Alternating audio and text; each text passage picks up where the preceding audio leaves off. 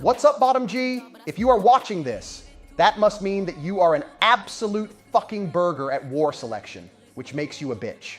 But don't fear. If you have the same strategic mind like me, you can make other peasants build an empire for you.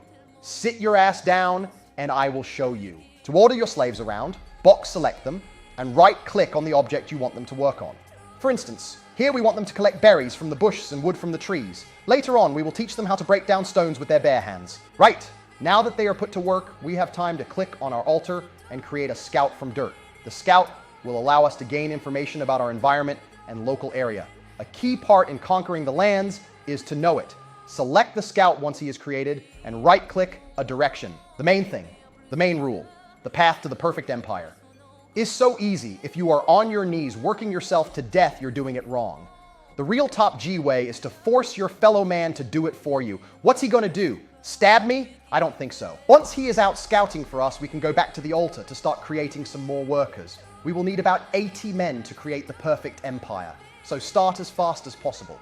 Right-clicking on the ground will mark where the altar should order them to go once they are done cooking. I am starting to feel a bit sad for the dirt people, so I am thinking about building some houses for them. Actually, I lied.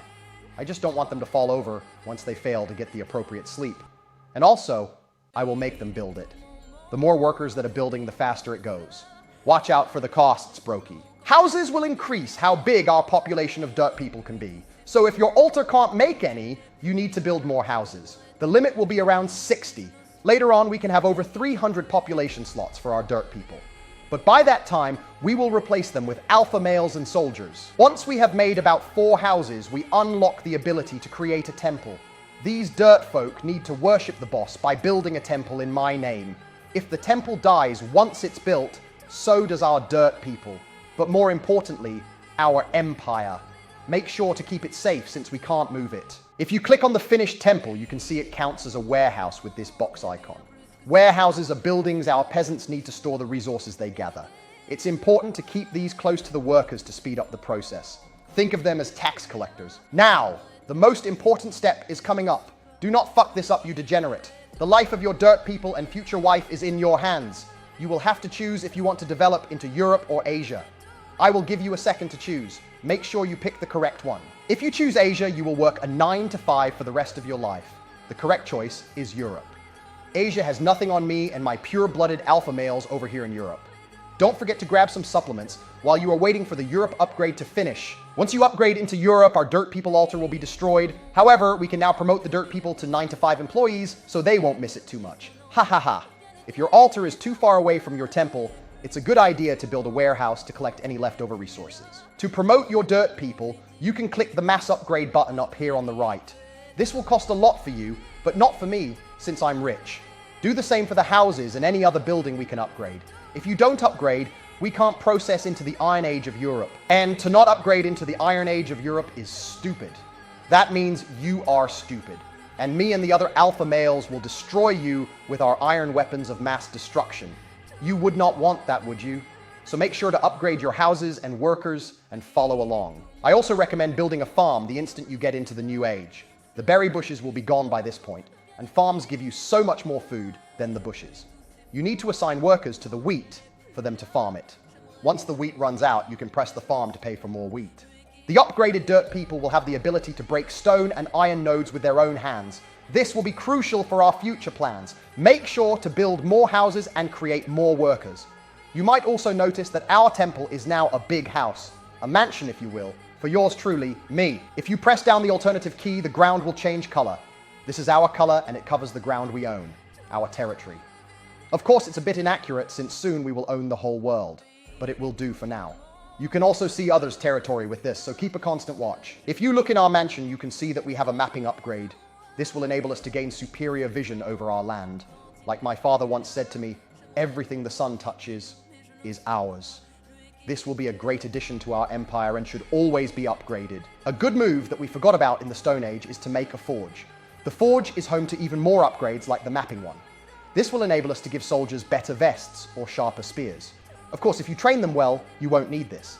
But it will also allow us to build towers. Guardian towers will not only guard our land, but it will also expand our territory.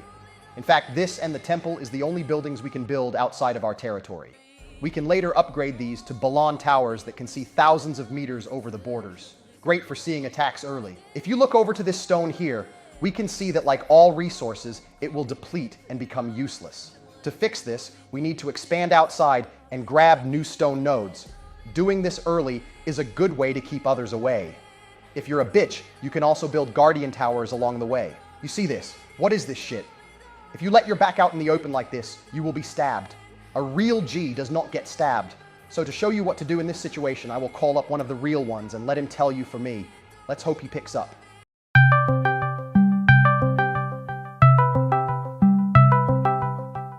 Hi, honeybee, how's this going? Hi, baby cake. I need you to tell me what to do in a situation like the one I am in right now.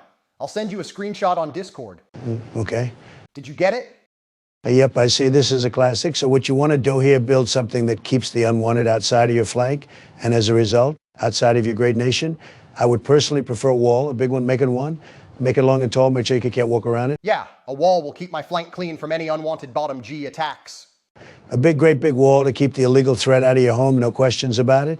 It's easy, really. I do it in a heartbeat. Like, boom, now there is a wall here, sucker. Get out. Yeah, to make a border around my empire. Oh, not just your border, everything. Make sure to place some guardian towers, too.